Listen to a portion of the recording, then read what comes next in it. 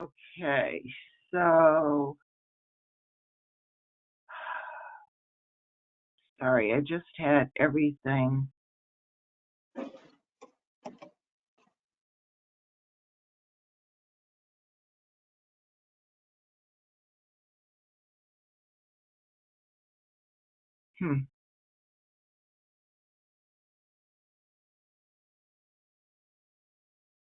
Okay, so we've got a good group here to talk about the regs. I'm going to call the meeting to order. This meeting is being recorded. This is the regulations meeting of the LSP board. And on the line is Deb, Gail, Millie, who else? I'm sorry. Kathy's here. Kathy. Patrick. And Patrick. And Greg. Yes. Yes. Okay. So, And Kirk. And Kirk. Hi, Kirk. Okay, I just wanted to say, Patrick, I did see that article the day we spoke. There was a big write-up in the Globe about all the improvements that are coming down your way. So I don't know if you guys knew that Patrick was very involved in what was it, Patrick? It wasn't a fish kill. It was algae that killed the fish? It actually, thank you, M, the dead fish guy. There was a die-off of menhaden in the Mystic River. There's no evidence it's associated with an algal bloom. The best hypothesis comes from the Division of Marine Fisheries, which think that the schooling fish used up the oxygen and they expired for lack of oxygen. Oh, okay. Well, we know they've got the best person for the job. Okay. All right. I do have an announcement. I do have to leave the meeting by between 2 and 2:30. I've got an emergency that came up, and I'm so sorry. So I'll see how far we get with everything. Hopefully, we'll get through the primary points on the agenda. Chris, can you tell me who's on the line with us? Who are the listening members?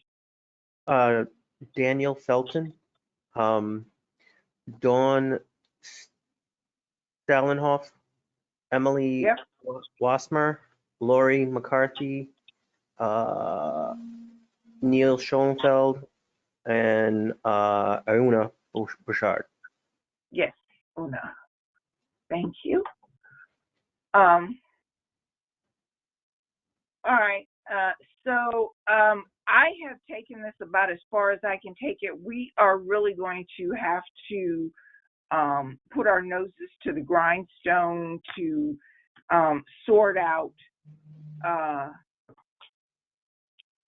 the remaining portions of the regs, this section of the regs. So I'm hoping that folks got a chance to look at the highlighted portions. Again, this is the same. These are the same. This is the same draft that we've used since September. Well, actually, since before September, because we had Paul Locke in. So I'm looking at the first highlighted portion, which is regulatory and technical. And I wondered if anyone had any comments.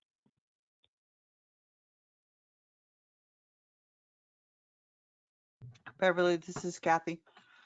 Under number 2, basic requirements, the first sentence, is there supposed to be a number there? He or she has earned a minimum of something continuing ed credits? Where are you, Kathy? Specifically, tell me. I'm the window sorry. that's open right now, the window that we see under number 2, basic requirements. Yeah, I don't have my window open. I've got something else going on over here. So please, that's why I'm sorry. I'm asking for a little more specificity. So you're saying I'm looking at basic requirements, number 2. Yeah, under A, first Yes. sentence. Mhm. It's the end of the first sentence. That he or she has earned a minimum of blank continuing ed credits.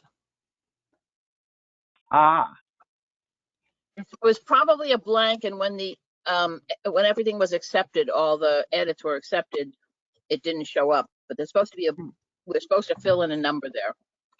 okay, so has earned a minimum of 36 credits. My understanding was the group wanted to go with 36 credits. Please let me know if I'm mistaken. Yep, I think that's right. Okay. Okay. So, has earned a minimum of 36 credits. I'll add that. You might want Beverly, you might want to turn on track changes so we can see all the changes. Sure. Are you talking about now? Are you saying that now, Gail? Because Well, right now, if you don't turn it on, we won't see any changes from this that are made in this version. well, I'll turn it on for the November meeting, but I haven't made any changes. You just made the 36. No, that's me. Yeah. Oh, Chris, okay. Well, whatever. It should be in track changes mode. Well, this isn't the official document. This is just so you guys can see stuff.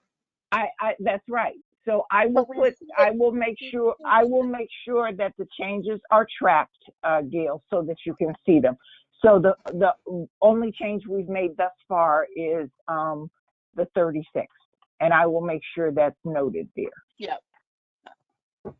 Yep. For the November meeting, yes.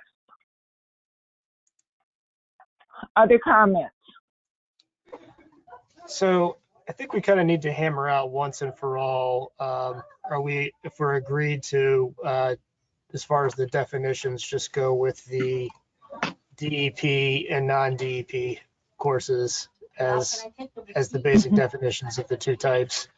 And then that being said, what to do with these regulatory and technical definitions, whether or not that they should be removed altogether or they should just be wrapped into the definition of a non-DEP course in some way. Right. Well, and I disagree with getting rid of regulatory and technical credits unless we're going to completely do away with. I'm not sure why I don't know. I'm not sure why at this point we're keeping any distinction. I mean, at this point, does it matter? So if we took away regulatory and technical, and we're left with DEP and non-DEP, I'm wondering now why we care that much that there are DEP courses, other than the FaceTime with DEP.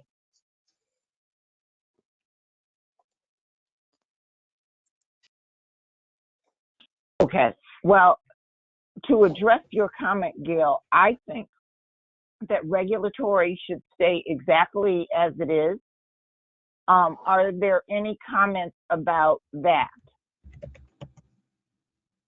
I mean, I think we just need to be very specific that a non-DEP course can be either technical or regulatory in nature then, if that's the case, right? okay. Well, So, okay. but then what's the distinction? Sorry, I'm just sorry, Beverly, but what's the... No, go ahead. No, go ahead. You and Jamie communicate, please. Well, my problem is that I understand you want to have DEP involved. That's fine. And keep a certain number of credits that have to be done in front of DEP. But the point is, if we're going to bother, why do we even care? We're not tracking we will no longer be tracking regulatory credits or technical credits. They're all just basically credits then. I mean, the point is, it doesn't have anything. We will not be tracking how many regulatory credits you get or how many technical credits you get. We'll only be tracking credits versus, for DEP versus non-DEP courses. And that might lose something that we need to have in there. I think we better make sure that we are not in a situation where somebody says, well, you don't have like an 8-hour refresher course or something along those lines. that doesn't meet either regulatory or technical is a problem. I mean, in fact, that is more regulatory than not. But I think we've got to really think about what we're doing if we take away those terms. Well, that was why I was suggesting, can we just wrap them into the definition of a non-DEP course in some way? Well, no, because DEP could, the problem was that we agreed that DEP can do technical courses too. And so, Sure, but a DEP, Then it's a DEP course. Then yeah, it's a DEP exactly. course. A DEP course is a DEP course. That's the only real factor that it's taught in substantial part by DEP, right? Whether or not they choose to do a technical or regulatory content. That's right. And in fact, Jamie's exactly right. In fact, there have been hybrid courses, even recently, where DEP got, there was, I believe, 1/2 or 1 technical credit awarded, and at the same time, there was a DEP credit awarded. So these things can be hybrid. So okay. I agree with you. So then what we need to do is find the definition of a non-DEP course and put regulatory and technical definitions under that. Is that what everybody's sort of saying? Yes, I agree with that. So the major definitions are then DEP course and non-DEP course, and a non-DEP course can either be regulatory, and then we define it, or technical, and then define that, and that would do it. Does everybody agree that that would solve this problem? This is Kathy. I don't know why we're going into the subheadings. Does it really Because you matter need whether that it's technical or definition. not technical? You need those definitions to make sure people understand what it has to, what requirements it has to meet to be. Well, I understand why we're separating the number of credits requiring DEP regulatory credits as a subheading, but when it's not DEP regulatory credits, it's any other credit. So can't that just be a general category? No, because now we're saying you can have a non-DEP course that is regulatory, but you want to make sure what regulatory means so that you keep that same definition in there of what it means to be a regulatory course. So not anything, people can't come to you and say, well, there's nothing in the regs that said this kind of course doesn't apply. I mean, this kind of course applies. And now we can say, no, it doesn't. Here's the definition you have to meet.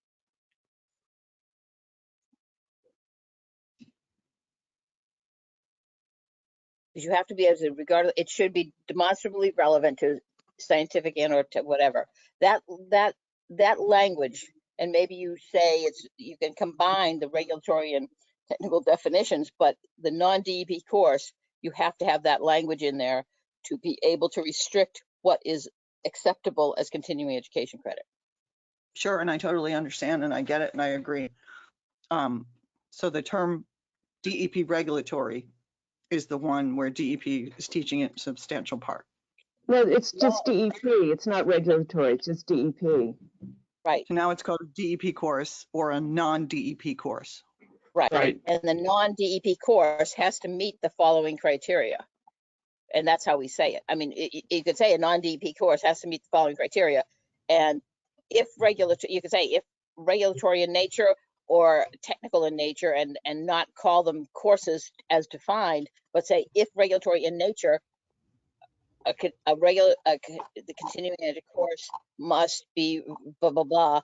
And if technical in nature, the course must blah, blah, blah.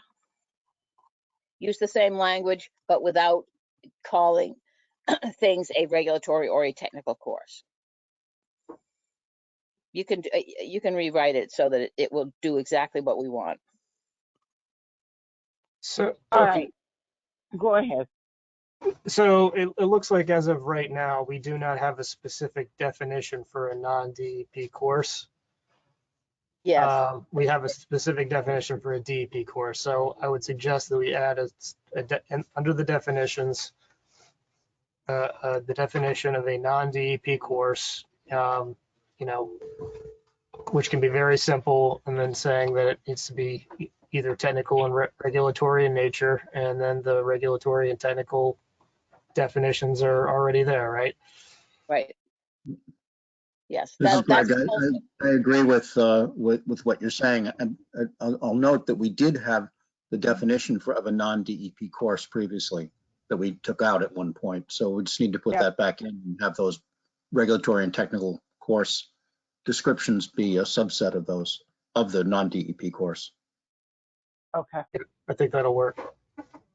All right, I'll take a stab at reworking the definitions you want me to add. We have a DEP course already defined, but you want me to add back in non-DEP and then the regulatory and technical. All right, I'll take a stab at making those changes and adding the 36. And so moving to section 3, credit minimums. Excuse me, there are a bunch of highlighted portions there. Is there anything that needs to be changed? yes, we talked about the fact that now a third of the courses have to, are required to be DEP, and that's kind of not what we had before. So we were talking about changing it to something like 8. Okay. Well, Gail, you have the floor. Well, Is there I any further- know that a third of our courses being DEP courses seems excessive, and I think it's reasonable to change it to whatever percentage it was before, which I believe was a quarter, if I'm not mistaken. And 48 12 out of 48. Yes. right, which is a quarter of the courses. And now to make it a quarter of the courses, it would be technically like 9, but let's change it to 8. I don't care if we change it to 9 either, but because 1 credit courses are easy to come by, but yes, I we think it should discussed be this. lowered. We discussed this last time and using that train of thought ratio, and it ended up at 8. Yeah, right, that's what I remember too. But I'm sorry. That's a pretty substantive change. I think we should just make sure that everybody on the board is on board with that. I think we're all on board with the 36, but that's another pretty substantive change.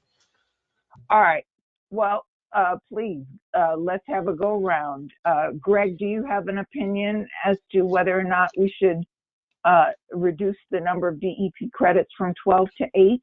I mean, we had Paul Locke at our last meeting, and he indicated that he would do whatever worked best for the LSP board. So I know that he's, a stakeholder, but you guys are the ones who are making these regulations and setting these standards.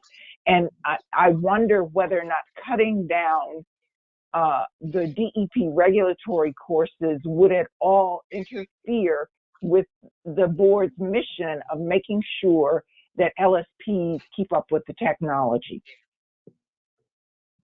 I think that's the only question. I mean, of course you can reduce it to 8 commensurate with it being a quarter of the total number of credits accrued required for renewal, but do you want to? well, the DEP is not going to generally have technical credits. They're going to have regulatory credits. So in terms of keeping up with the technical aspects of the profession, we're better off saying that they're going to get their technical credits elsewhere and keeping up that way. And the regulatory changes, if we want to make it 9, I'm okay with making it 9, 3 a year, right? It's not unreasonable. I agree with you. Yeah, and you can read regulation changes and new regulations and guidances that are provided by DEP. You don't have to go to their training, and you have to be updated on it to maintain your license and to be able to act as an LSP and serve the PRP. So people are going to take DEP courses that are out there that are pertinent. They want to learn something about, I think, regardless if it's 8 or 9. I guess for those reasons, I just would, if DEP is committed to doing the 12, I prefer to leave it at 12. I do I too. just think those credits are so important. And But it They doesn't are. moving to 9, people can still take more than 9. It's just They won't. years from now. Won't. Yeah, they won't. Right. All right, They're the best let me, Well, wait, yeah, wait, let wait, me, wait. go ahead. I was just going to take a head count. Can I have a head count for 12? Jamie and Deb. Is that right? Are there others for 12? A head count for 8 to 9. That was Kathy. And please correct me if I'm misquoting you. Gail. Are there others on, you want to tell me David. which side you're, David, where are you? On the 8 to 9? Yes. Okay. And Greg, where are you on in this split? I'm comfortable with the lesser amount, but I think it should be 9, so we keep the ratios the same. Okay, so Greg is 9. Kurt, you want to weigh in? No, thank you though. Okay. All right, Millie. I also agree with 9, Beverly. I believe the ratio is important.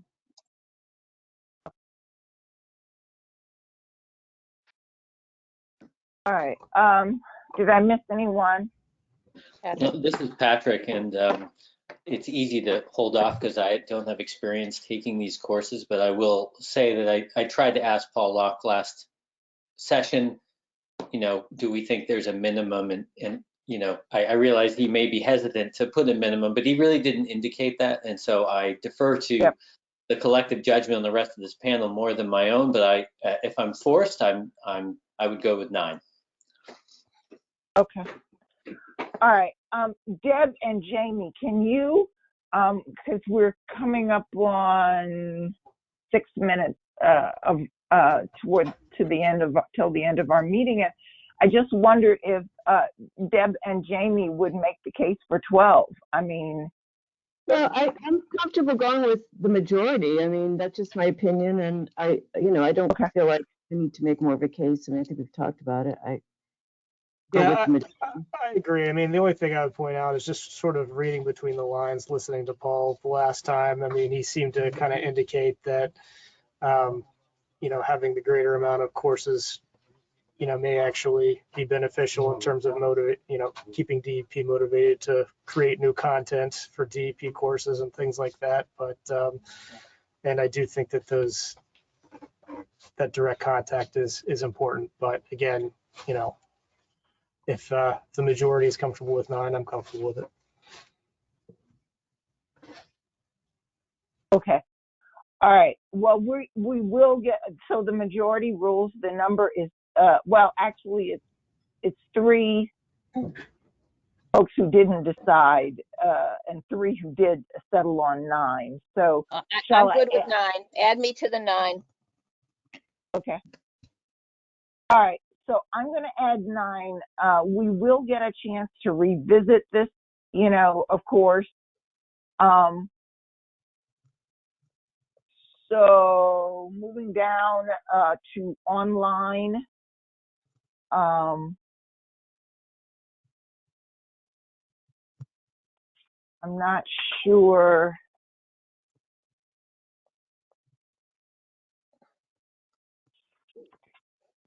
Yeah, that I need to add the information about the polling questions. And I don't know whether or not that should be a separate category, or should I throw that in under general course, after general course requirements, or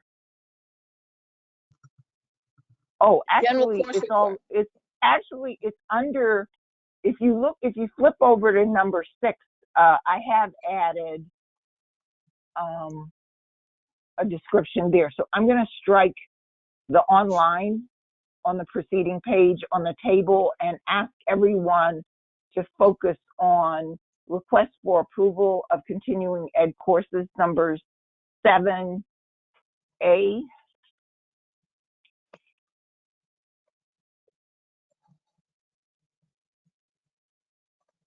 Yeah, I think they're misnumbered here. I'll have to make that correction.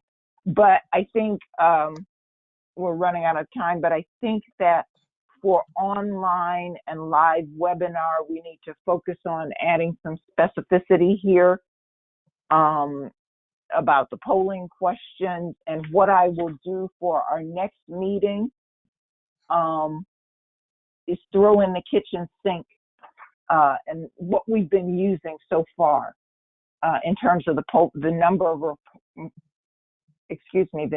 of required polling questions and that information. Is that okay? Yes, and can I add one thing that I just discovered that is Sure. probably relevant to polling questions? And Yeah. that is, we require polling questions, but we don't require the provider to keep track of who isn't answering. So somebody could not answer any of the polling questions and still get credit. Just to point that out. I just found that out recently. Okay, so polling questions must be tracked. I would, at some point, yes, you have to, otherwise there's no point to them, quite frankly. If they're not tracked to indicate who's attending, then why would we bother? I believe that LSPA does track because I think. Well, they I found require- out that not everybody does. That's why I'm saying it. Okay, but I think LSPA does because you have to get 80% right on the courses. All right. What I will do for our next session is retool the language starting at number 7, request for approval of continuing ed courses, and start adding in the language that we have been using during COVID for online courses and live webinars and that information, so that at the November meeting you can whittle that down. I think I'll go all the way through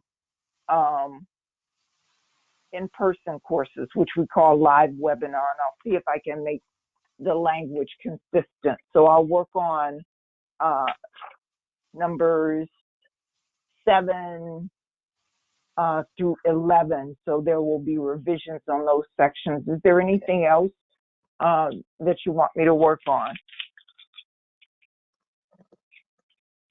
No, that'll take us next time to sort out, so that would Okay. probably be enough. All right. Very much.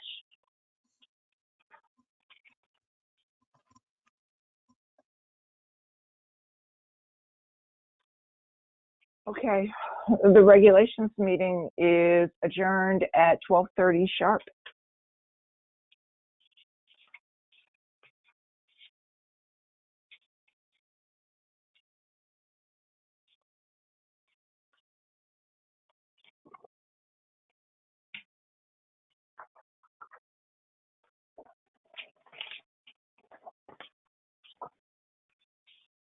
David, if you're ready, we can call the continuing ed meeting to order. Hello? Yeah, I'm here.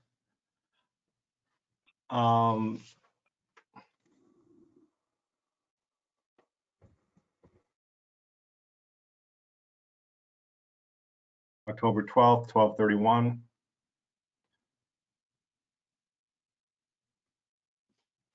For the board, for the roll call, we have Gail, Greg,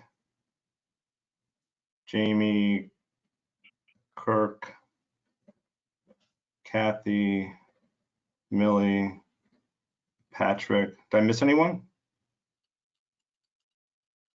Deb? Oh, sorry.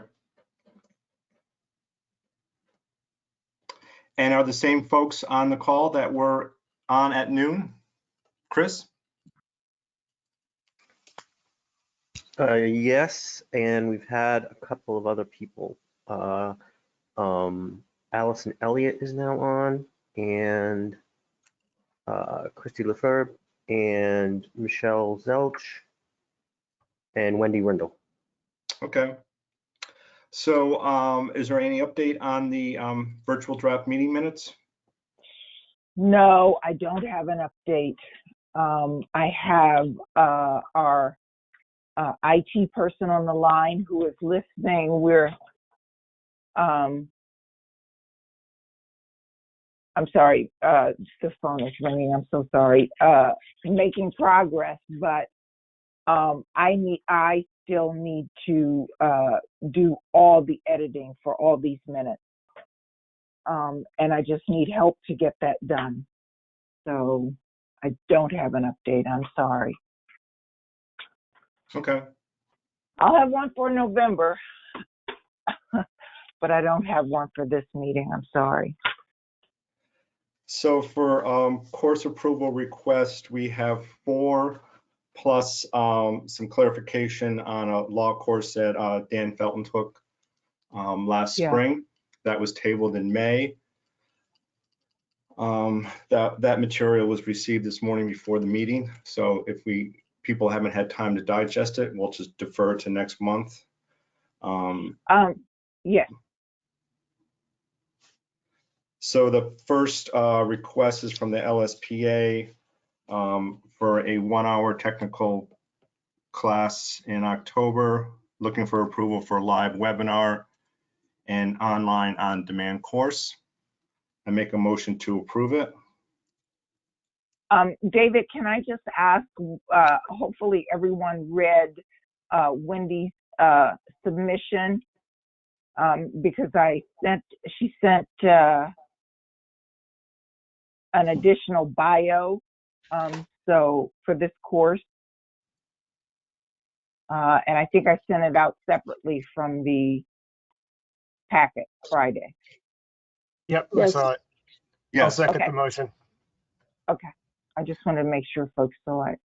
Thank you. So the motion's been seconded. Any discussion from the board or the public? I'll do the roll call. A yes is approving. Gail? Gail? You're on mute. Greg? Yes. Jamie? Yes. Kirk? Yes. Kathy? Yes. Millie? Yes. Patrick? Yes. Deb? Yes. And I'm a yes. And I am, This- yes, I am sorry. I finally unmuted. I had a comment from one of the attendees. Daniel Felton said, "I cannot wait until next month. Could I have an opportunity to speak?" Unfortunately, with this software, I can answer the technical part. No, Yes. attendees can't speak. I can't. They have to be invited as a panelist beforehand. Well, we'll see if we can come to an answer on it. I understand.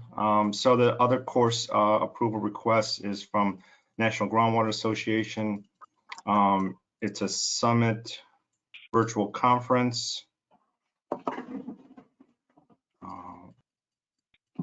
I was going to make a motion to approve it for a half CEU per hour of attendance, up to 9 hours. Yes, I would agree with that. Okay. So that's my motion. I would just, I don't know, just looking through the agenda, it looked like the vast majority of this conference was more about water supply issues than waste site cleanup in any way. I wasn't really sure how applicable it really was. Yes. No. Put this tomorrow. I'm just letting you know for tomorrow. I know you. Oh, okay. Okay, buddy. I just wanted to make sure. Want me to bring it down since I'm here? Other people have thoughts about that, the content of this?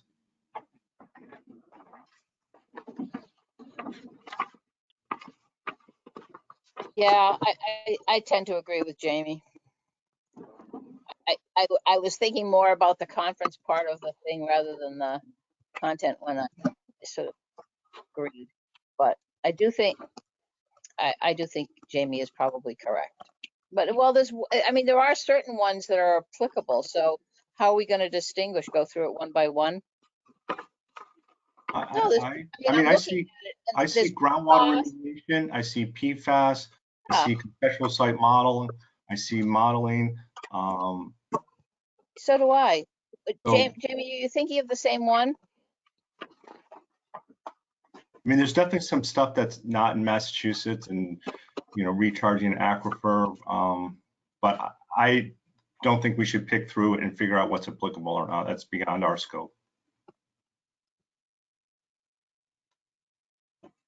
Yeah, I don't disagree. There's definitely some, remediation and stuff that would apply. I just, there's a ton of workshops scattered throughout, and it just seemed like about a half or more than half of them were not so much. But if we're just approving as a conference at 1/2 credit per,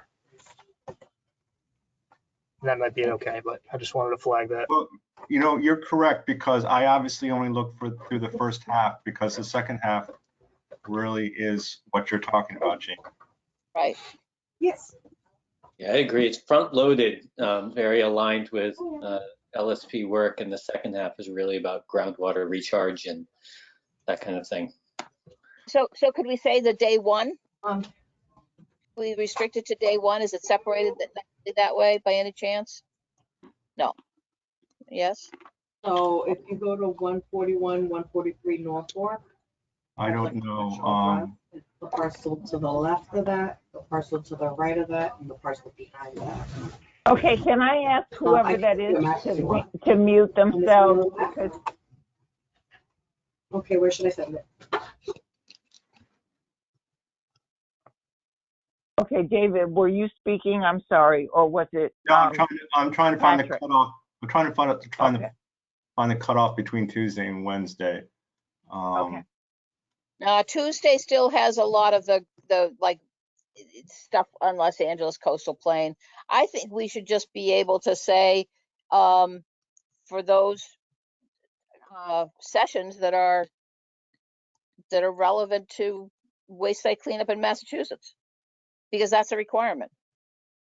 So kick it back to them and tell them to tell us which ones and reapply. Yeah, I agree.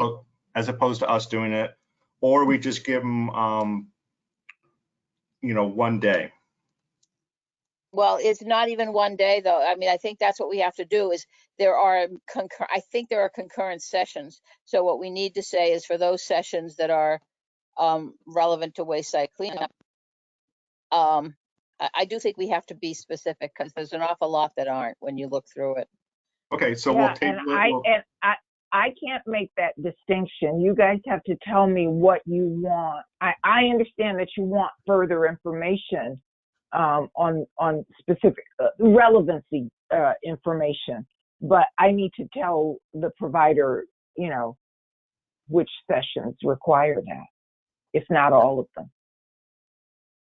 This is Greg. I think that we should kick it back to them and just specify that it should be, the credit will be limited to the sessions that are relevant to the practice, and we can point out remediation, treatment for that would also be relevant, and whatever investigation and sampling procedures, but the groundwater management, it would not be. And they can go through it themselves and propose to us next time. Yeah, and we've done that. I agree, and we've done that in the past with other providers. Right. Okay. All right, so I am tabling this course until you receive more information, more relevancy information as this applies to hazardous waste site cleanup work. And do you want me to just throw this ball back in Groundwater Association court and say for all of them you want a relevancy? No, Beverly, what I just said was, we can suggest to them that we will only approve those sessions that are relevant to the practice. For example, investigation, remediation, treatment, but nothing related to groundwater management. Okay, well, that's something different. Okay, so I am asking for further relevancy information on nothing, because you're saying now that you'll approve investigation, remediation, and treatment sessions, but not groundwater. Not groundwater management. Yes, not groundwater management. So they should But revise the request. Okay. So they should revise the request accordingly. Okay. To include approval for investigation, remediation, and treatment. Is that right, Greg? Yes, I believe that those generally cover sampling the ones that we would approve. and sampling, because sampling, And sampling too. Yes, thank you. Thank you, Gail. Okay, so investigation, remediation, treatment, and sampling sessions will be approved. Okay. They don't need those courses don't need a further explanation. They just need the provider to break down the time elements. Is that right? Yes. Okay. All right. All right. I got that. I fully understand. I think. All right. So David. yeah, moving on Yeah. to the third item, American Groundwater Trust, Northeast Managing. Yeah, I'm sorry, David, can we just have a vote on number 2? To table? no, we don't need a vote to table it, do we? No, we don't need Okay. to vote, table it. Okay. All right. Fine. Yeah, thank you. I'm So ready. moving on to item 3, American Groundwater Trust. It's a basically 4-hour webinar, 8:30 to 12:30. They don't have polling questions, but for our licensing program, they have an assessment of learning. They have 10 questions, and you have to get 70, and then you get your certificate. So I make a motion to approve it for 4 hours. But David, isn't it a conference? It fits the conference format. It's a live webinar. And they have and you're saying, sorry, I'm trying to find the place where it says they have the polling question, not the polling questions, where does it say they have a test? So they have all the different licenses outlined starting on page 5. Yeah. Massachusetts LSPs. You will need to answer 7 of the 10 multiple choice questions correctly on the exam to earn CEUs. Okay. How did I miss that? I looked at it, this is the second time now, and I can't find it. Are you under the North? Are you in the right one? Because I was mixing it up with a different provider. It's after all the different bios for the presenters. Okay, hold on. Is this the Northeast? Wait, hold on. Managing Yes. PFAS source webinar? Just take my word for it and let's approve it. Second. That's fine, as long as you found it, that's okay. Yeah, it's on page 5. I mean, to me, that made it easy because they don't have any polling questions. Yep, that's fine. I think it may be just, I don't know why I can't find it. So it's been seconded by Kathy. Any discussion further from the board or the public?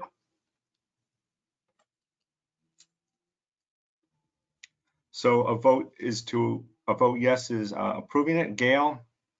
Yes? Greg? Yes. Jamie? Yes. Kirk? Yes. Kathy? Yes, and I was not the one that seconded it. Oh, sorry. Thought it was your Kirk. voice. Sorry. Millie? Yes. Patrick? Yes. Deb? Yes. And I'm a yes. So before you move on, I have a bunch of messages from Daniel Felton. And he said, my license has been extended to the end of October. Nearly all of the information was provided in April. The only new information was provided by my professor from WNEU Law, which is reasonably short, but provides some specific reference to applicability of the course to LSP activities. If this matter is not decided, I would like to know how this will affect my license extension, and if I end up having these, if I end up having these credits denied, will I be provided additional time to complete 8 credits that I need for renewal? Thank you. That's been noted. Does the board want to respond in any way, or we'll just get to the matter next? Why don't we move on to the course itself, and that may not be relevant. Exactly. Okay. Well, we have Enviro workshops that was added. Yes, and that's a workshop for CEUs, and it's in person. I make a motion to approve it. I'll second that. We've given it to them before, so this is consistent. At least I think we have. And it's in person. Does it count? Oh. Oh, and everybody's there for the whole time. I mean, it's not like you can come and go to a different session. Correct. Right, Correct. so it's a workshop Yeah. course. Yep. It's And it's approved for 4 credits, yes? It will be, I assume. Yeah, and it's tomorrow. So it's not a conference. It's a workshop. Everyone's there in the same sessions for the 4 hours. So I'll second if we don't have one. That's any okay. further, That's okay.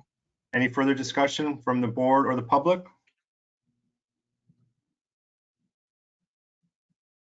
So yes is approving it. Gail, Yes. Greg, Yes. Jamie, Yes. Kirk, Yes. Kathy, Yes. Millie, Yes. Patrick, Yes. Deb, Yes. and I'm a yes. And then the last matter is the course that Dan took last spring. We were provided the syllabus and discussed it in the May meeting. And I guess we requested further clarification, which we got today in a letter from the professor who did the class, just received in the last hour.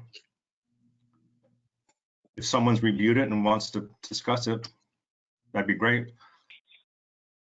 This is Greg. I looked at it in the last 15 minutes.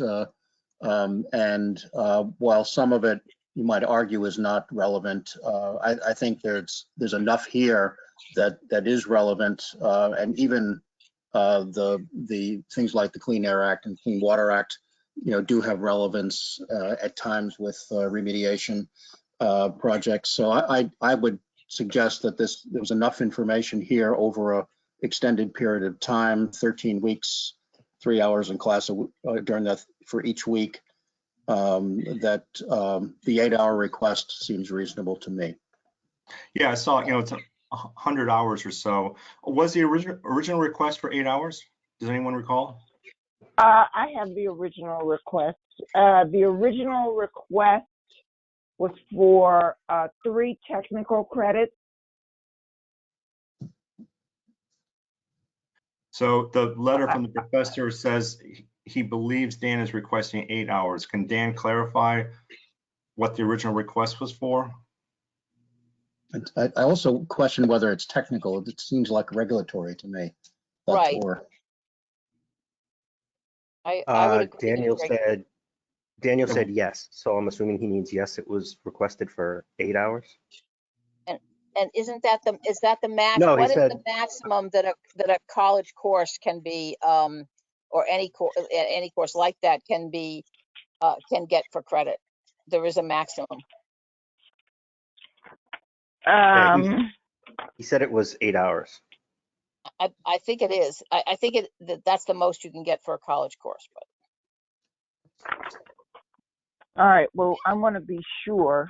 I'm looking at credit for college, maximum credit for University of College courses, and I'm reading from 309 CMR 3.09, Section 8, and it's says that that courses may be approved for credit equivalent of 70% of the total classroom hours if taken for a grade, and 50% of the total hours of classroom instruction if the course is not taken for a grade. All right, so the So request it is meets well the under 8-hour that, right? requirement. Yep. And He that's all meets that that matters. requirement.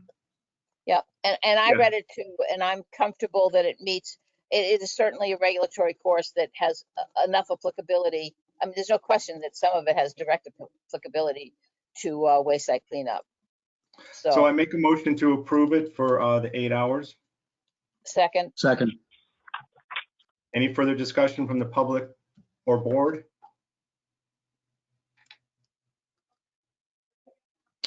I'll go through the roll call. A yes is approving it. Gail, yes, Greg, Yes. Jamie, Yes. Kirk, Yes.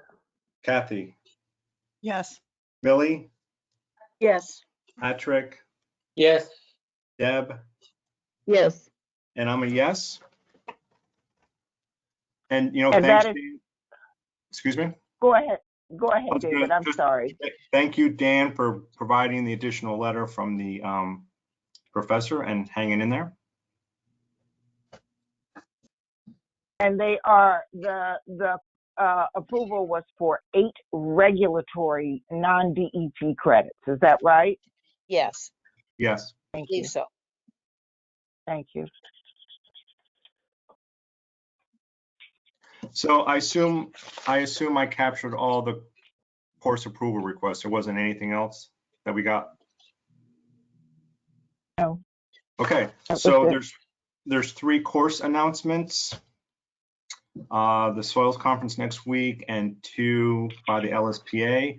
And the next meeting will be November 9th. Yep.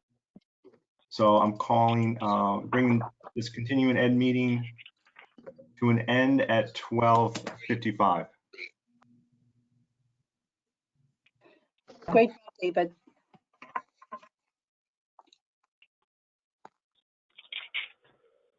All right.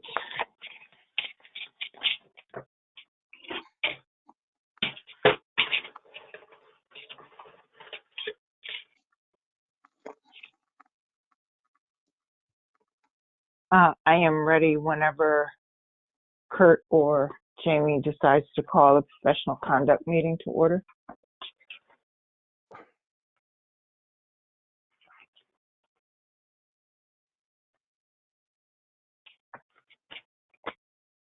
Okay. Call to order, 1 o'clock.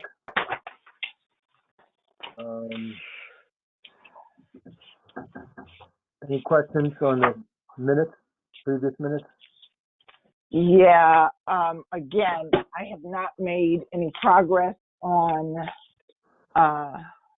transcribing, putting the minutes into posting form. So I'll see where I am with respect to our meeting next month, and we're not meeting in December because of the exam. So I hope to be able to catch up. So that's where we are. And also, with respect to the report on the CRTs, I have the cases have been basically stayed during the month between September and this meeting. I have not accomplished anything except to reply to the LSP that we interviewed, saying that we hadn't made any progress on his report. One of the things that's holding me up is that I don't have the software available to me to redact the newer cases. So I don't know what I'm going to do about that. They're in the process of shifting our files, and I don't know. So I don't have any updates on any of the courses. I'm sorry, the prosecution. So Beverly, did you say we have new cases? We have, I mentioned this at the last meeting. There is a new case on the list, 21C01. And Oh, I that's- have to, yeah, and that is a case that came in sometime in the spring, and I found it in July or August. It had just been dumped in one of the boxes. I don't know what happened, but the holdup for me is getting the cases redacted because none of them have been redacted and put into form where I can send them to you because they're on a computer in the Winter Street office, that software. So I have to see again whether or not I can get that software transferred to my laptop. I don't know, but it's one of the reasons that I haven't made any progress. I'm sorry. There's no new business. Due to technical difficulties, this meeting, I guess, is adjourned. 1:02.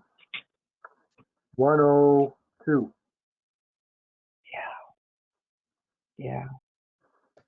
I hope to get back to this, folks. I know that this is a big disappointment, not only to the board, but a bigger disappointment to those who are being accused of some form of malfeasance. So the only good news is that we do have some prospects for hiring a general counsel. And I think I'll be able to talk a little bit about that during the board meeting because I desperately need help.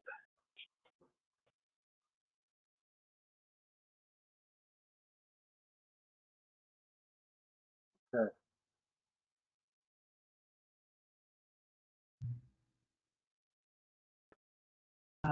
So I think that we're ready for the board meeting. Yeah.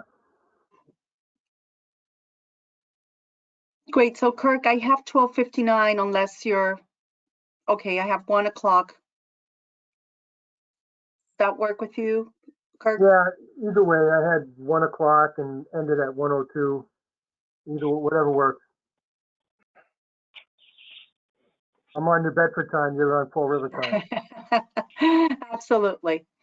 Okay, so great. So welcome everyone to the LSP Board of Registration meeting, and I call this meeting to order at, I'm going to say 1:02 p.m. and would like to remind everyone that the LSP board meeting is being recorded. So at this time, are there any announcements from the members of the board or the public? The only announcement that I would offer is that DEP, along with other state agencies, continues to work towards better definition of what the future of work means. And as far as reentry into our state offices, there is going to be a gradual reentry, but we are still awaiting for further guidance and instructions from our senior leadership. And I can, to piggyback on Millie's comments, I think what we're going to have, excuse me, is a hybrid. I think that at least if we go back as planned before the end of this year, so people will be in the office and still people will be teleworking. That is correct, and that's the vision. Any other announcements? Okay, if not, agenda, are there any additions, deletions, or other changes to the draft agenda for this board meeting? From either members of the board or the public? Hearing none, we will adopt this agenda as final. We'll carry on the meeting by following this agenda. Okay, so virtual draft meeting notes. We've heard from Beverly that she's still working on meeting minutes, but I don't know, Beverly, if you have something else to offer on this particular topic. No, I don't, Millie. Okay, Thank you. thank you. All right, so let's move on to item number 5, which is decisions regarding licensing of applicants. And today we need to act on 3 renewal dockets. So renewal docket number 1 consists of 1 LSP that has requested a 90-day extension with the new renewal date listed on the docket as January 28, 2022. So I just wanted to open the floor for any discussion. This involves LSP Mr. Greg McBride, 6048.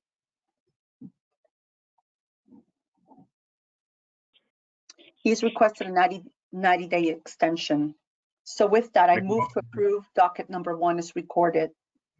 I think you have to say that Greg is. I was about to do that. I obviously I'm recused from this.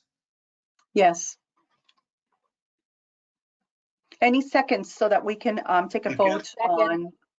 Great, thank you. So please say yes if you agree when I call your name. Gail? Yes. Greg, you're recused. Jamie? Yes. Kirk? Yes. Kathy? Yes. Melissa, yes. Patrick? Yes. Deb? Yes. And David? Yes. Thank you, motion carries. Renewal docket number 2 has an original renewal date of April 30, 2021, and now is posting a new renewal date of October 30, 2024. I just wanted to note that this docket consists of 2 LSPs that have completed their course requirements within 1 year and on time.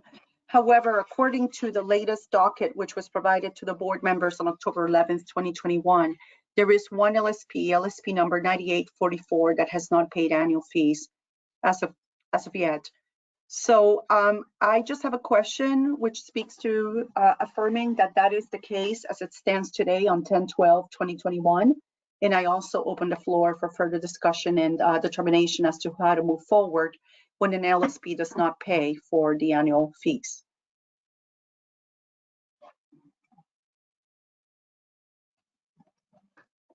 Say approved with pending payment.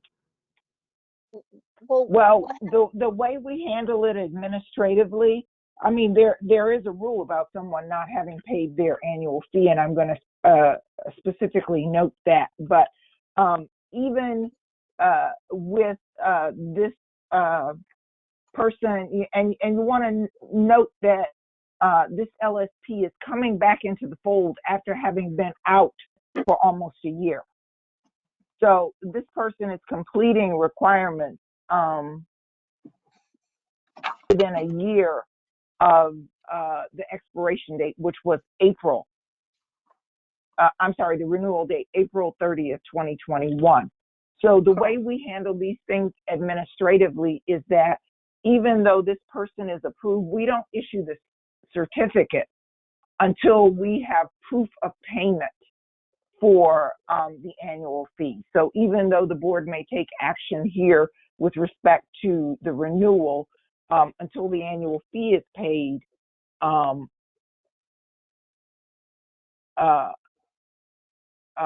the person won't get their certificate. But if I am looking at 309 CMR section 2.09, the annual fee, and so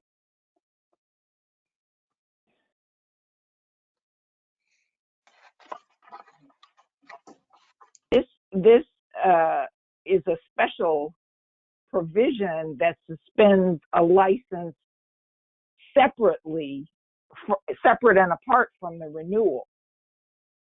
And so this LSP is subject actually to a 90-day suspension.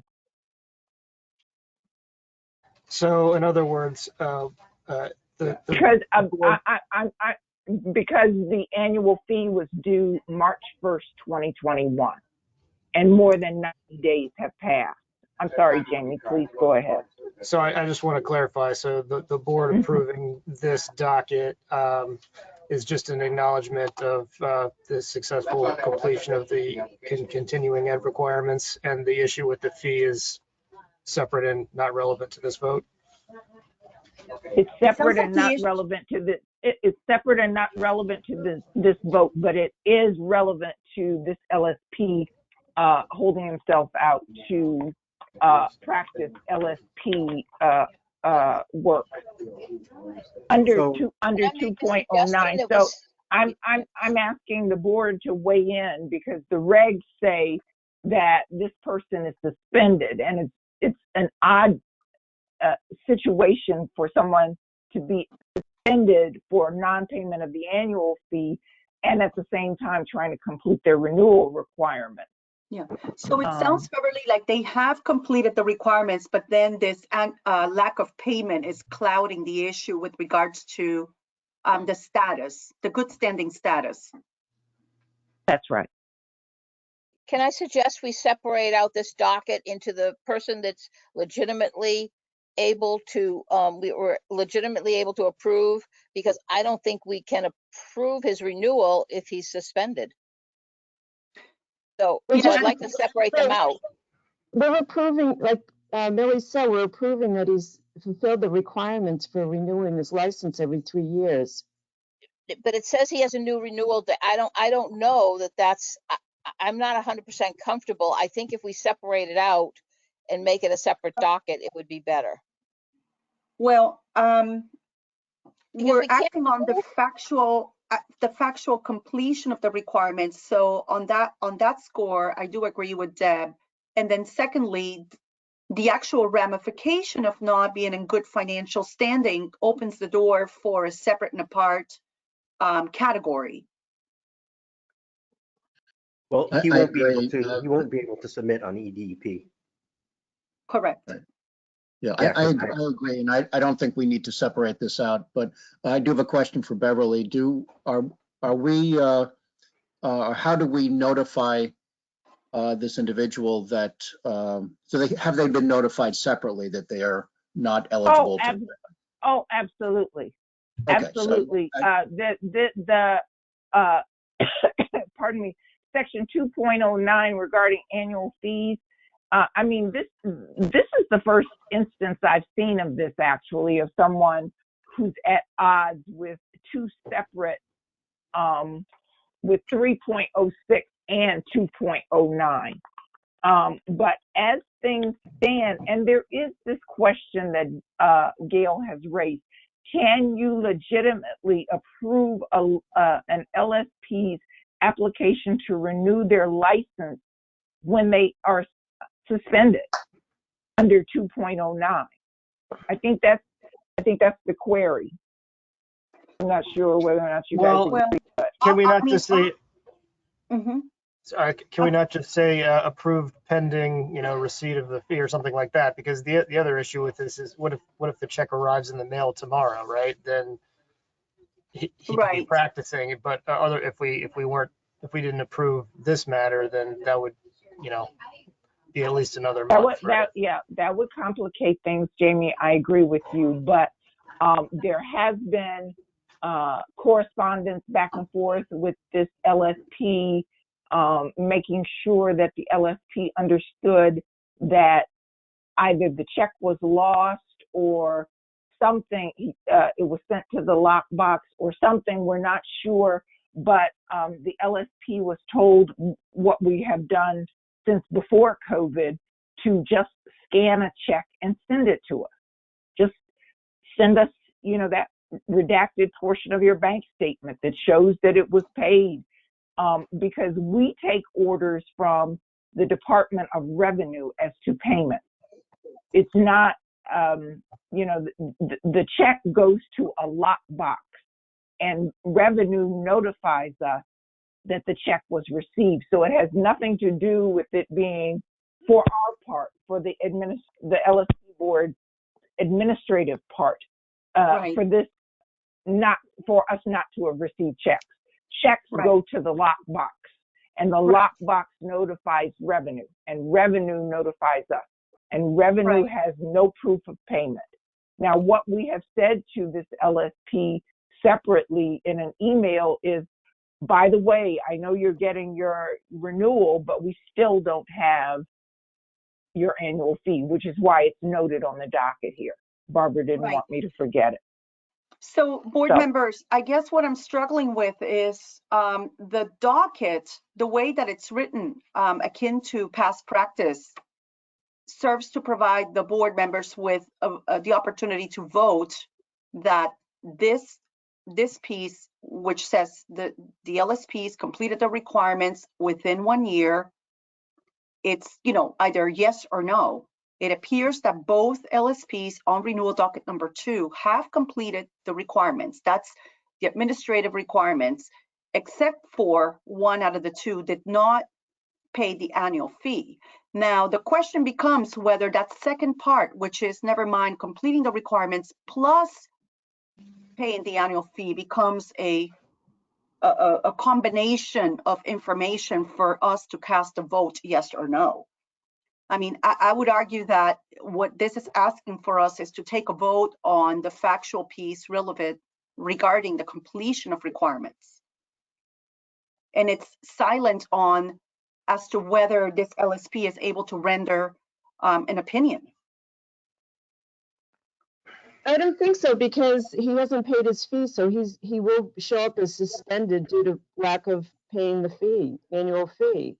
So I think we can vote on this for the requirements for renewal, and he still is suspended until he pays the fee. So if it wasn't for this orange box, I don't think we would be entertaining this conversation. I mean, this box is sort of opening the door for us to decide how to manage this particular scenario. I think it depends on whether we're voting to say they've completed the are we voting to Right. say they've completed the requirements, or are we voting to basically accepting their Exactly. license? I mean, that's the real question. So I would, again, just to clarify, my understanding is that all it's asking for us to do is to vote to codify that the LSPs have completed the requirements as it pertains to taking courses. Yeah, it's training requirements. Training requirements, unless there is a specific requirement implicit that also discusses annual fees. What does this docket? What does it? What have we always been voting on? Again, I'm looking at it and I'm strictly reading what's in front of us, which is completed the requirements within 1 year. But are we renewing his license? Sorry, Millie, go ahead. No, it just happens that this LSP, this particular LSP, one of the 2 LSPs has by extension not paid the annual fees. But I think we're voting to renew their license. That's what this renewal docket is, a vote to renew their license. And can we renew a license for somebody that doesn't have one right now? Or is the spend? So why don't we put a motion in front of us for us to weigh in and comment?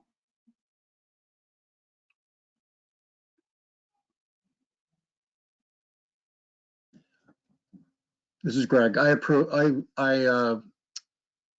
move that we approve renewal docket number 2 as written. Second. Again, notwithstanding the fact that one of the 2 LSPs has not paid an annual fee. So with that, we have established that this LSP will not be able to practice until the fee is paid. Well, So I think we're okay, right? Yeah. Well, sort of, kind of.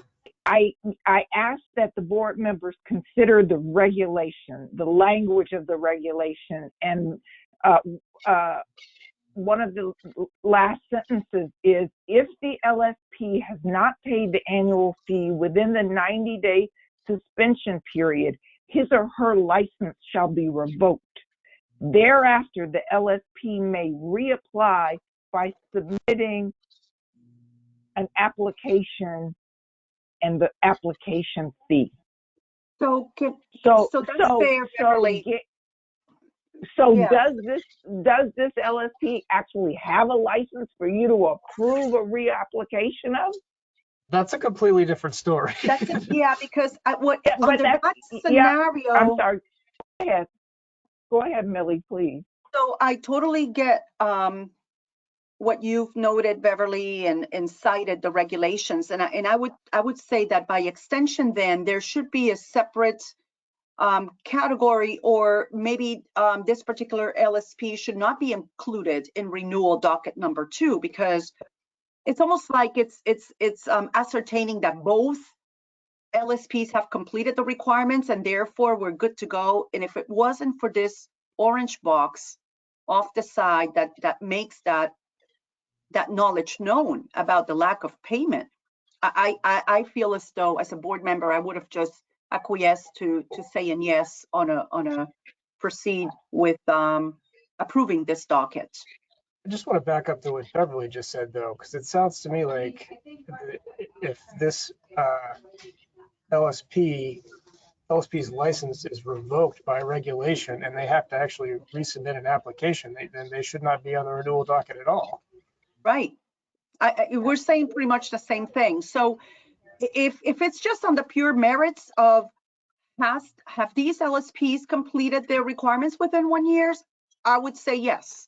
Now, when you further whittle down the conversation, and now we get to the point of annual fee payment, appears that LSP number 1 did pay the fee, but LSP number 2 did not pay the fee. So it's not two of the same. No, it's And not. again, But voting you know, on I renewal just, license. We're yeah, voting to let me renew a just license. let me just say that I'm looking at the email because this has been going on for a while. So the LSP submitted proof of some attendance certification forms were missing.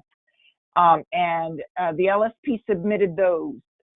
And on September 23rd, Barbara notified the LSP again that he had not paid the LSP, the annual fee. So this has been going on for some time. So the last time that the LSP was notified that he hadn't submitted his annual fee was September 23rd. And the renewal docket was drafted, as you saw, it was just sent out yesterday. Mm-hmm. Because Barbara So, updates Beverly, it this is Greg. before every meeting. So that's, thank you, Beverly, that's helpful. So my question now is whether the renewal docket vote should only address the LSP online number 1. Millie, this is Greg. I agree. I'd like to modify my motion to approve only LSP Walter Hermano number 1957 and not the entire docket. Second.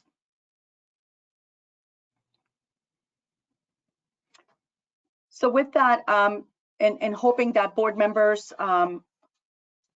understand the what we're putting in front of us for vote, voting only on LSP number 1957 so that we can move forward with the approval of this renewal docket number 2. Please say yes when I call your name. Gail? Yes. Greg? Yes. Jamie? Yes. Kirk? Yeah. Kathy?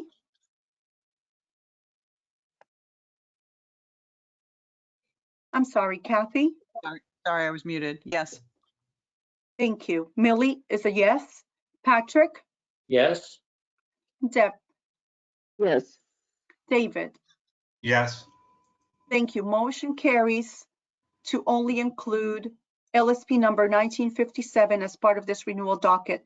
And I want to thank everyone for good conversation. And Beverly, thank you for citing the citations and also providing us with further information to deliberate. What I believe it's a good outcome here. So it's doing just. You're welcome. I just have one question for the board. So what I will do is notify the LSP that approval of his renewal was tabled until we get that annual fee. Is that what the board wants me to do? Yes, and I want to. Is that correct? Or is he, from what you said, isn't he suspended or in the suspended or revoked category right now? Yeah, yes, he is. And I'm gonna, I must count the days to make sure he fits within, what did I say, 2.09. I have to look and count the days to see, because if payment is not made within 30 days, there's an automatic suspension. If it's not paid within 90 days,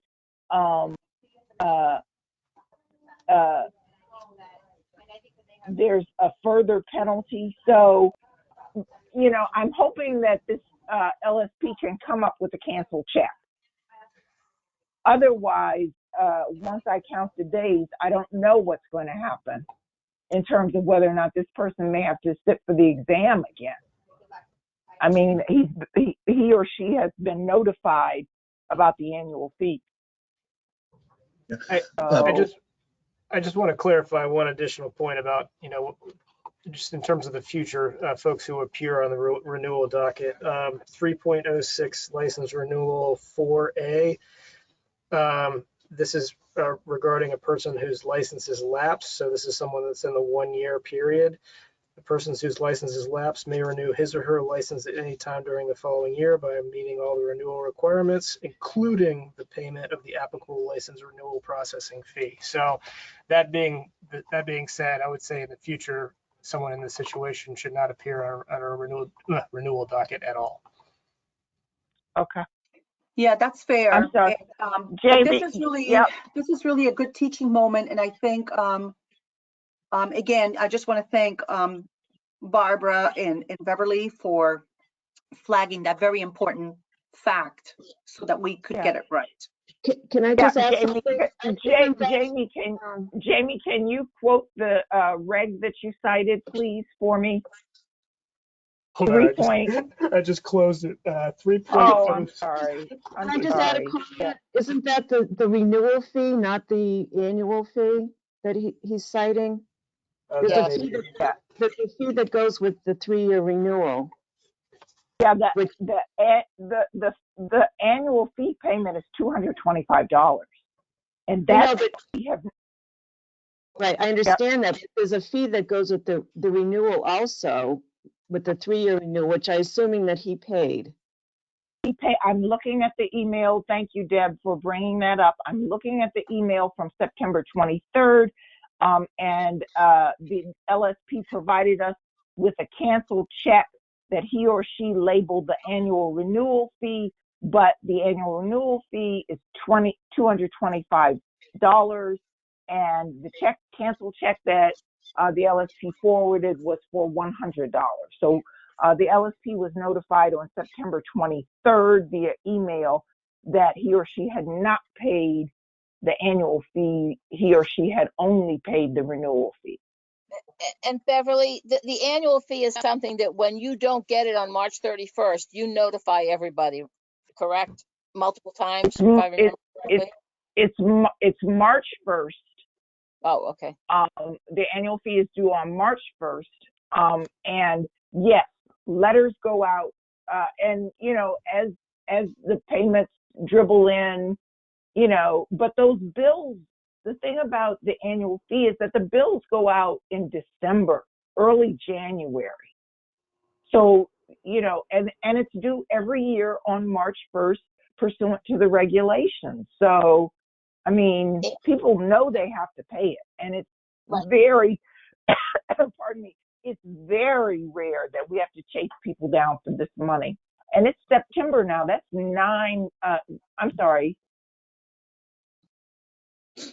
6 months past due. And that person was notified for sure that it was due, you hadn't received it, because I know you go through this every year.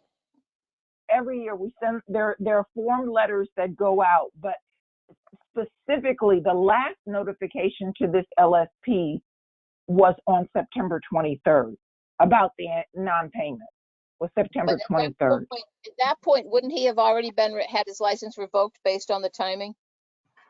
Oh, yeah. So there should be letters. I don't draft them, Barbara does, but yeah. And Deb, to clarify your point, you are correct. The 3064A does reference the renewal fee, not the annual fee. So if you pay that, that's not applicable. Okay, so never mind.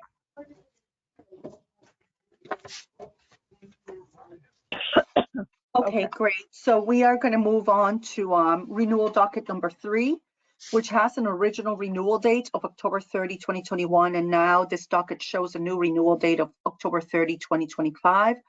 It consists of 5 LSPs that have completed all the requirements for renewal. And I would assume that they have also in kind provided the annual fee. Paid it. Motion to approve. So Millie, just, you said 2025, it's 2024. 2024. And again, please say yes if you agree. We should move forward with the renewal, approving this renewal docket number 3.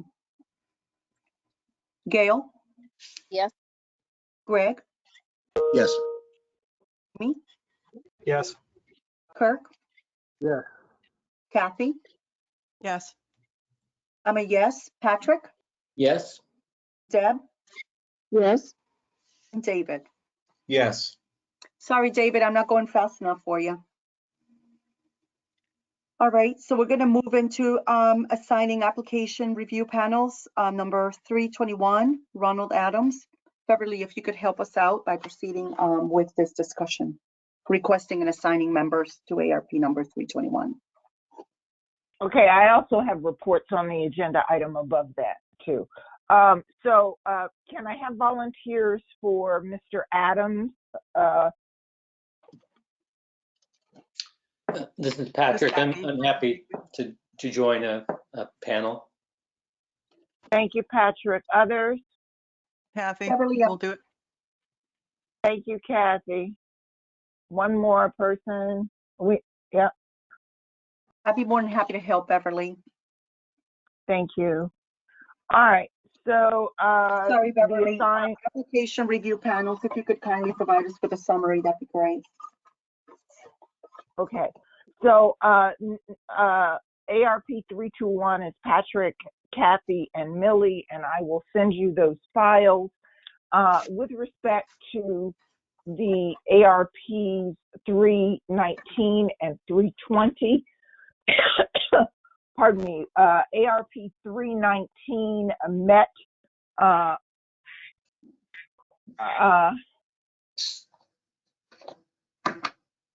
okay. ARP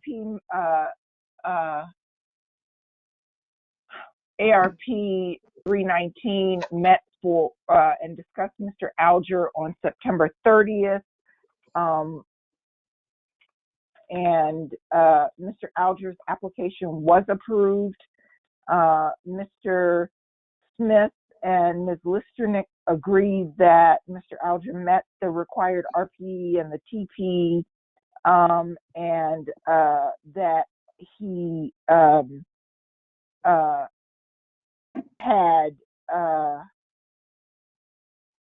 a number of projects and a good variety of projects. And they thought that he had very strong references. So Mr. Alger's application was approved. Ms. Wassner's application, the panel 319, met on October 6th, and the application was denied. There were good things and bad things that were discussed. In particular, they felt like this candidate was a strong candidate, but needed more time to accrue relevant professional experience. With respect to ARP 320, we were scheduled to meet on the 1st of October, and we've had to reschedule, and that meeting will be held on October 14th. And that's it. Thank you. Great.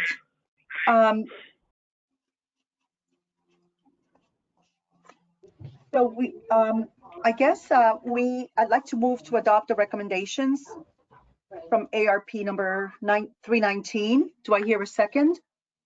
Second, Those in favor, please say yes when I call your name. Gail, yes. Greg, Yes. Jamie, Yes. Kirk, Yes. Kathy, Yes. Millie is a yes. Patrick, Yes. Deb, Yes. and Dave. Yes. Great. And with regards to 320, I don't know if it's really a recommendation. We're happy that you guys are meeting on October 14th, so I don't believe there's a need to take a vote there. Okay, so we will move forward now with other licensing related matters. If Beverly, you don't mind just providing the board and the public with an update on these matters.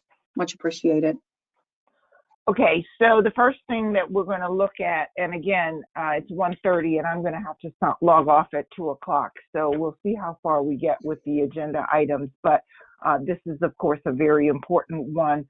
There is an LSP application for waiver before you, and the LSP who requested this waiver is on the line, I believe, as a listener, but hopefully you had time to look at the LSP's request for a waiver, petition for a waiver, rather.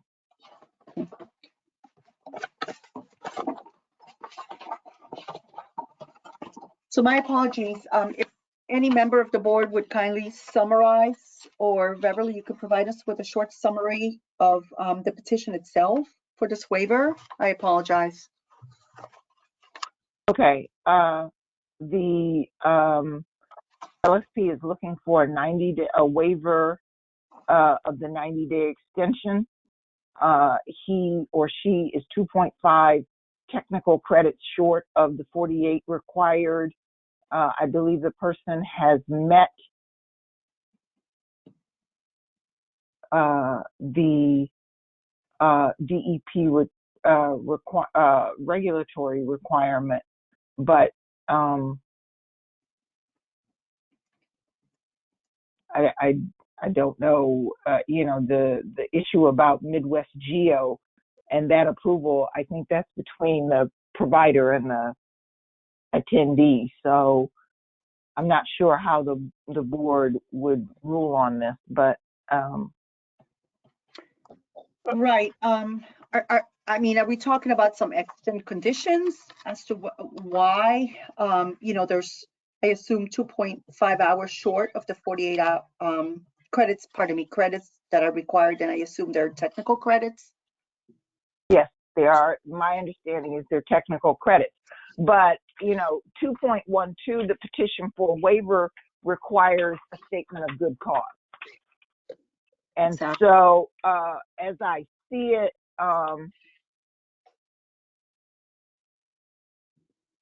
the statement of good cause is probably the last paragraph on page 2. Mm-hmm.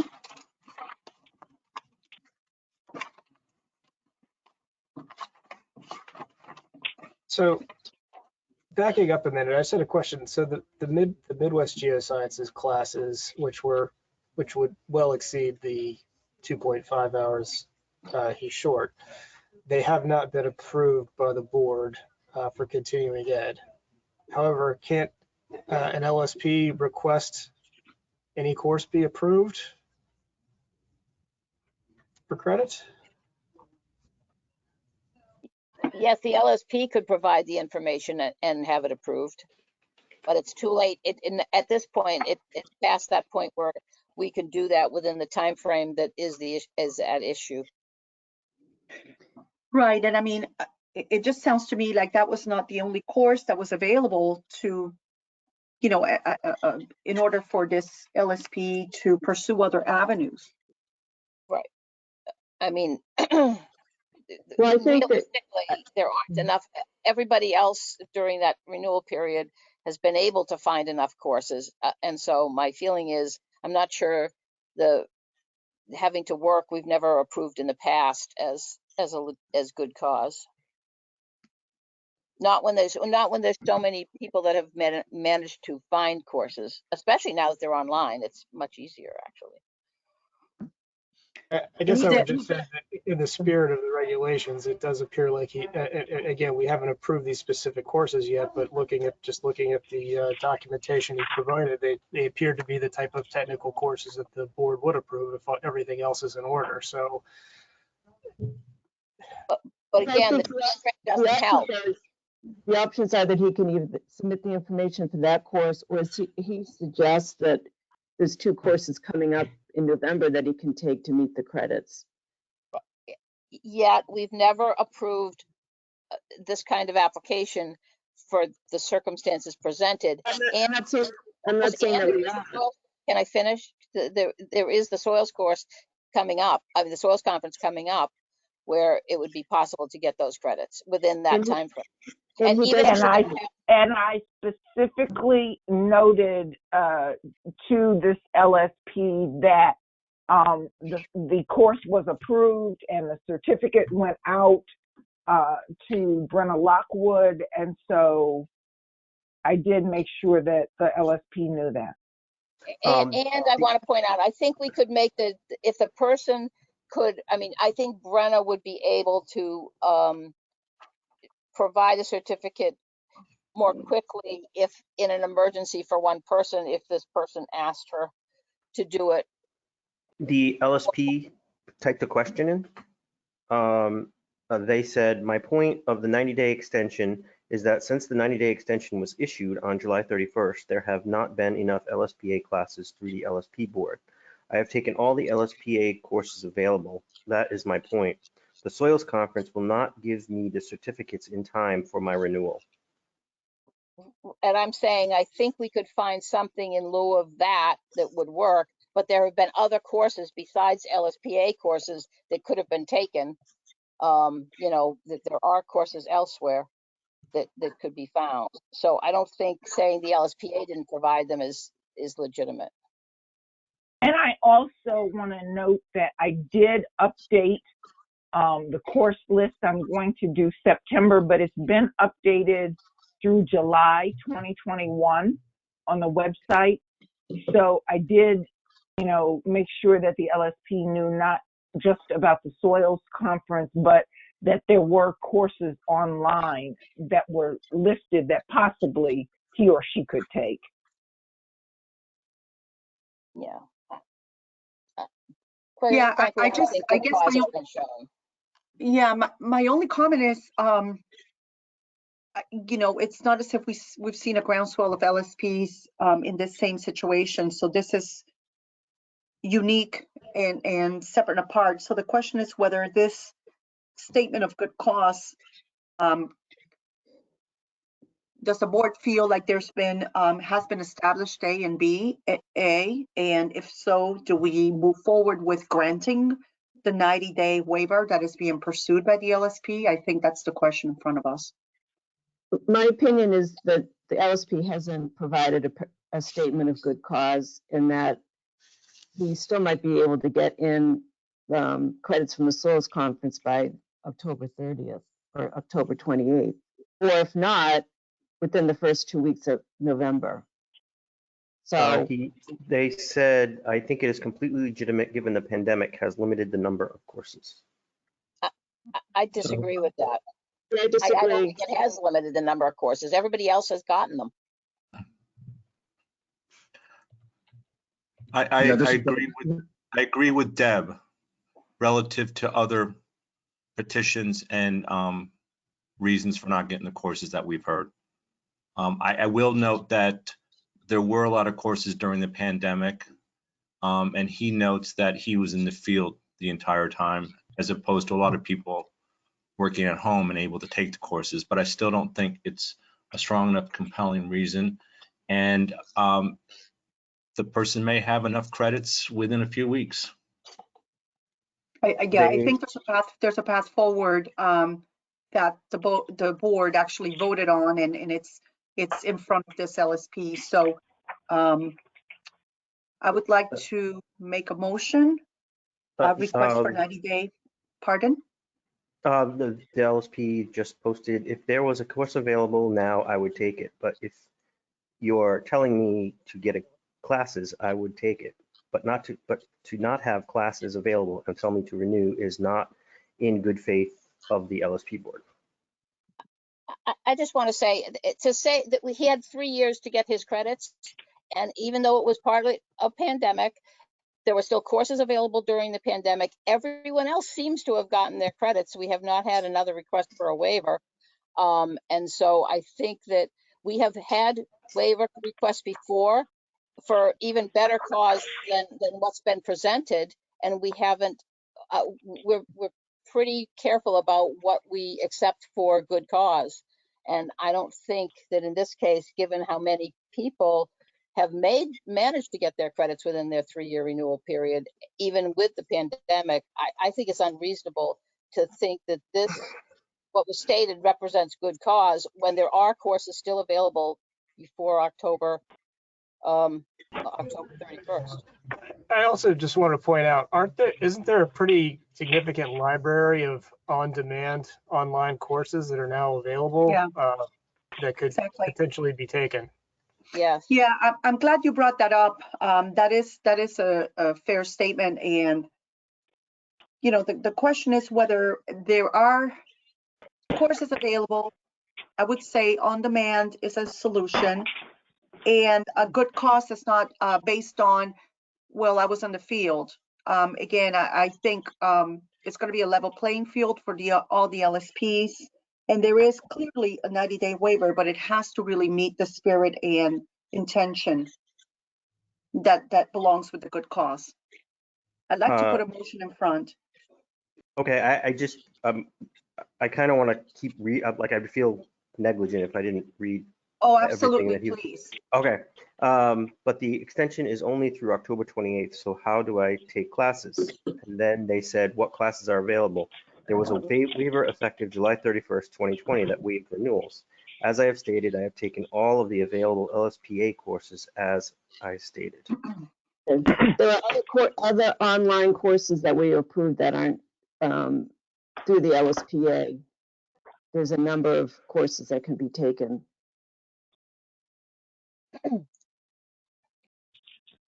Is this person asking how to find those courses? Are they listed on the website, or where would they find them to know beyond the LSP courses? The courses are listed on the website up through July 2021, and I hope to get so there are only 2 months missing, September and whatever you guys approved today. So yes, the information is on the website. I did it September 1, I believe, or a little thereafter. So all the courses are available that are approved, that are online, that are available are on the website. And the LSPA website also.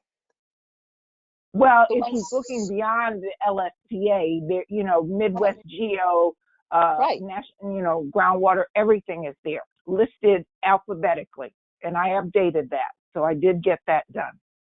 And are those courses that are listed up through July available on demand?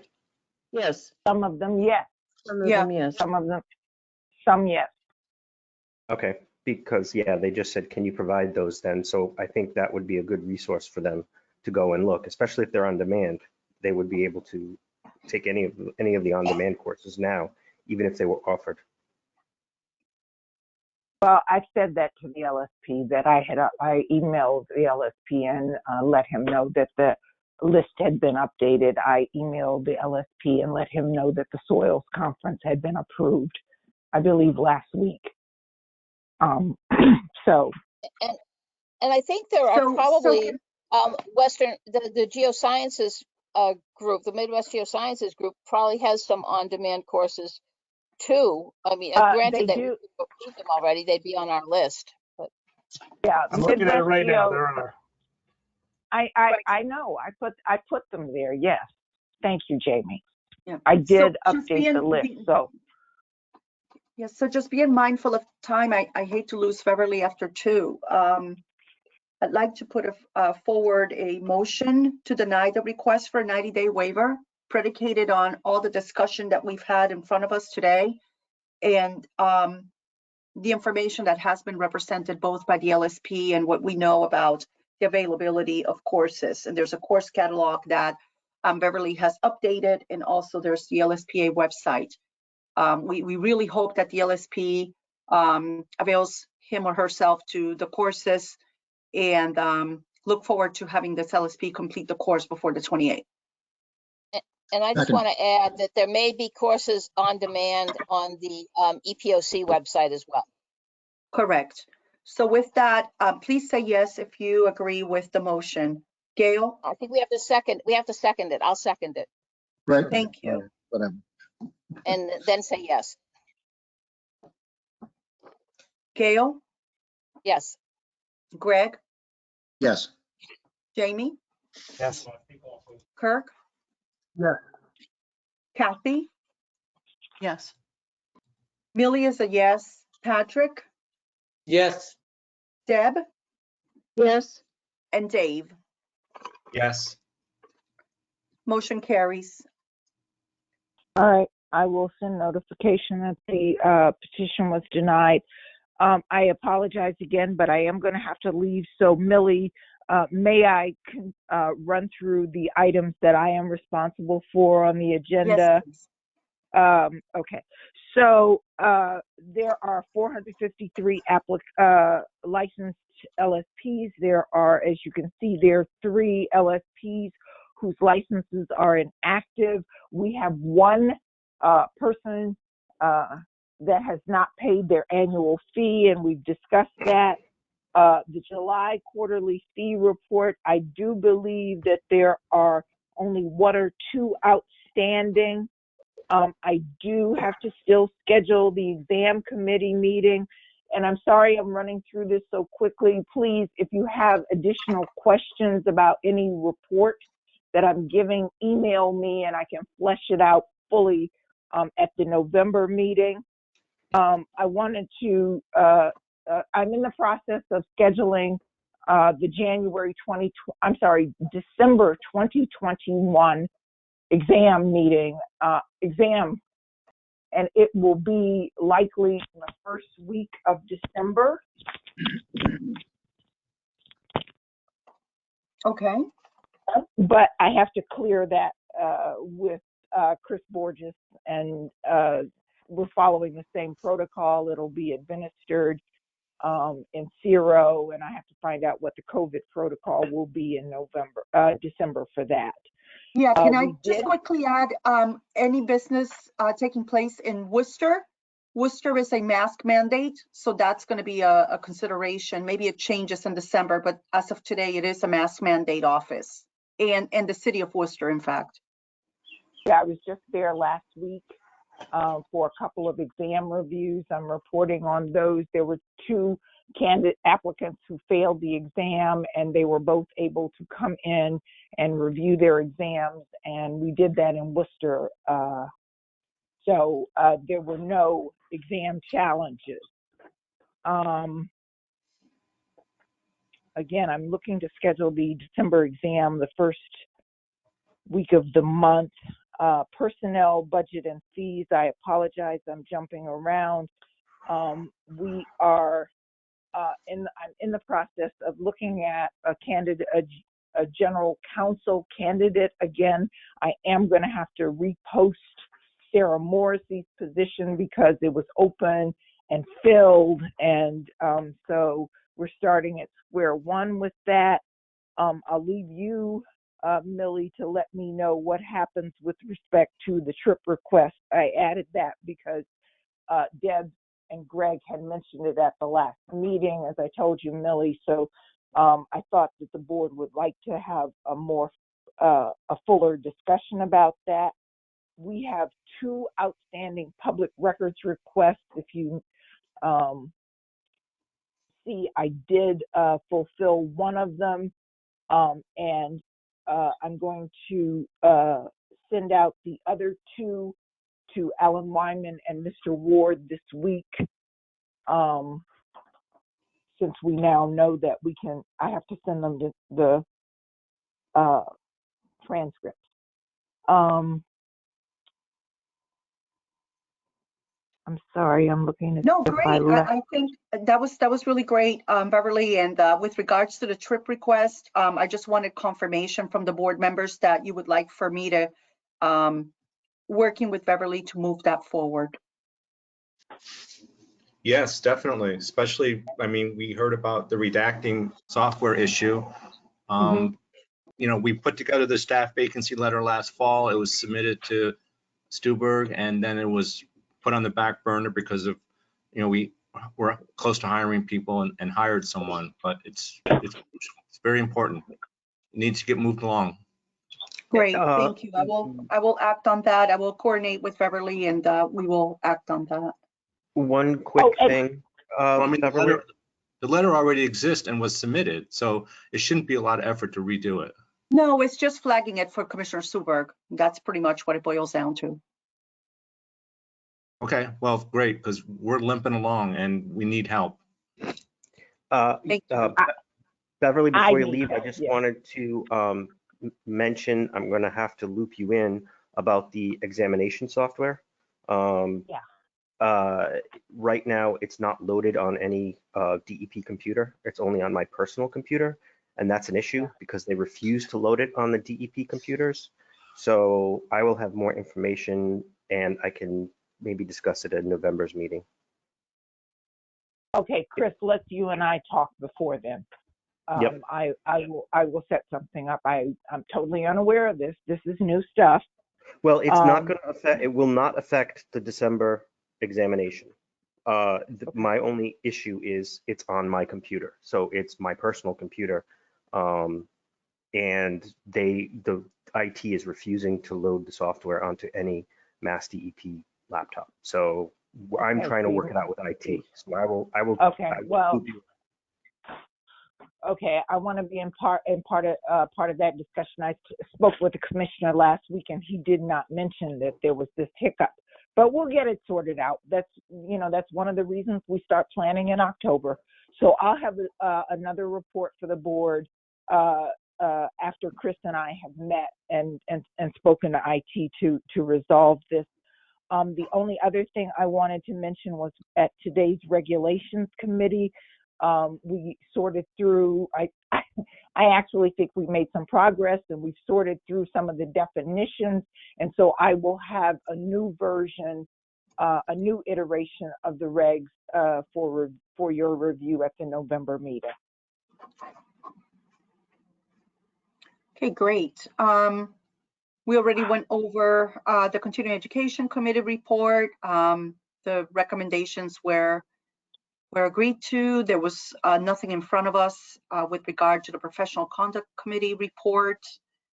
And therefore, I move to close this meeting unless there's anything else. Well, you have to approve the continuing ed, Millie.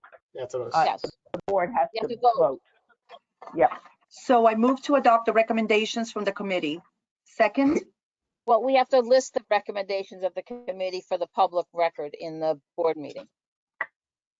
So we met today, continuing ed committee. We approved 3 courses. We tabled 1 course, and we approved a course request from an individual.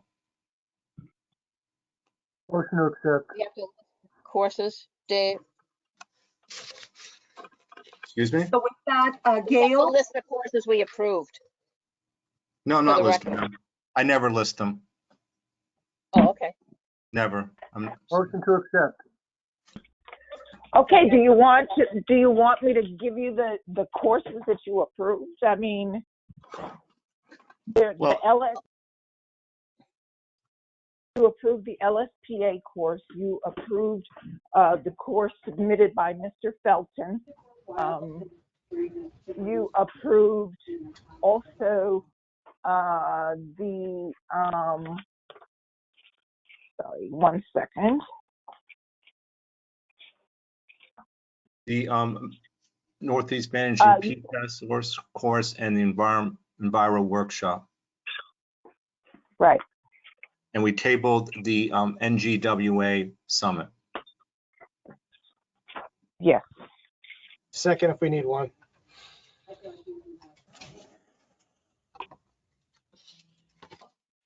Okay, so with that, there's been a motion, there's a second. Why don't we just go through the roster to basically lock this in? Gail, Yes, Greg, Yes. Jamie, Yes. Kirk, Yes. Kathy, Yes. Melissa, yes, Patrick, Yes. Deb, Yes, and Dave. Yes. Motion carries. So with that, nothing in front of us for professional conduct. The future virtual meeting is coming up on November 9th. And with that, I would like to adjourn the meeting. Second. Meeting is adjourned at 1:58 p.m. Thanks, Millie. Thank Bye, you. everybody. Thank thank you. you. Bye-bye. Thank you. Take care. Bye now. Thank you.